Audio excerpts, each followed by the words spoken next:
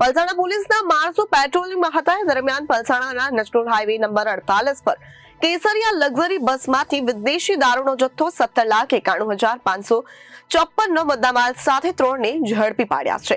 ત્યારે મુંબઈથી રાજસ્થાન વિદેશી દારૂનો જથ્થો લઈ જતા પલસાણા પોલીસે ઝડપી લીધો છે। કેસરિયા ટ્રાવેલ્સ બસમાંથી વિદેશી દારૂનો જથ્થો પલસાણા પોલીસે 17 લાખથી વધુનો મુદ્દામાલ સાથે ઝડપી લીધો છે। પલસાણા પોલીસના માણસો પેટ્રોલિંગમાં હતા દરમિયાન પલસાણાના નેશનલ હાઈવે નંબર 48 પર કેસરિયા લક્ઝરી બસમાંથી વિદેશી દારૂનો જથ્થો 17,91,544 મુદ્દામાલ અને 3 ને ઝડપી પાડવામાં આવ્યો છે। મુંબઈથી રાજસ્થાન વિદેશી દારૂનો જથ્થો લઈ જતા પલસાણા પોલીસે ઝડપી લીધો છે। કેસરિયા ટ્રાવેલ્સ બસમાંથી વિદેશી દારૂનો જથ્થો પલસાણા પોલીસે 17 લાખથી વધુનો મુદ્દામાલ પલસાણા પોલીસે ઝડપી લીધો છે। 31 ડિસેમ્બર નજીક હોવાને કારણે દારૂની હેરફેર ખેલાડીઓને પલસાણા પોલીસે પલસાણા 4 રસ્તા નજીકથી વિદેશી દારૂનો જથ્થો સાથે 3 ઝડપાયા છે। ત્યારે વિદેશી દારૂનો જથ્થો મંગાવનાર તેમજ ભરનારને વોન્ટેડ જાહેર કરવામાં આવ્યો છે અને 3 આરોપી નામ મસીરામ અને પ્રકાશ સંજયને પલસાણા પોલીસે ઝડપી લીધો છે। હાલ તો પલસાણા પોલીસે કેસરિયા ટ્રાવેલ્સ બસ તેમજ દારૂનો જથ્થો સાથે 3 ને ઝડપી લીધા છે।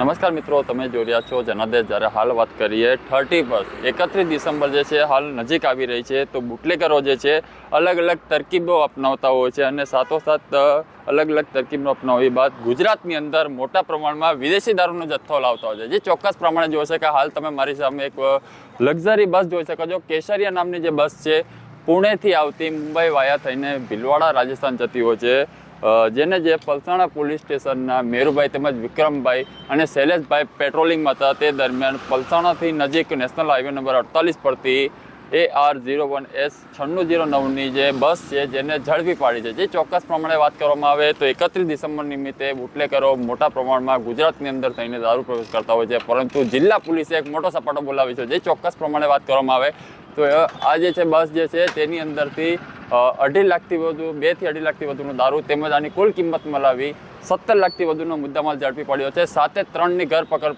કરી છે અને 2 જે મંગાવનાર અને જે ભરનાર છે તેને વોન્ટેડ જાહેર કરી છે। હાલ તો પલસાણા પોલીસે 3 આરોપીઓની ધરપકડ કરી સદર મુદ્દામાલ કબજે કરી આગળની તજવીજ હાથ ધરી છે।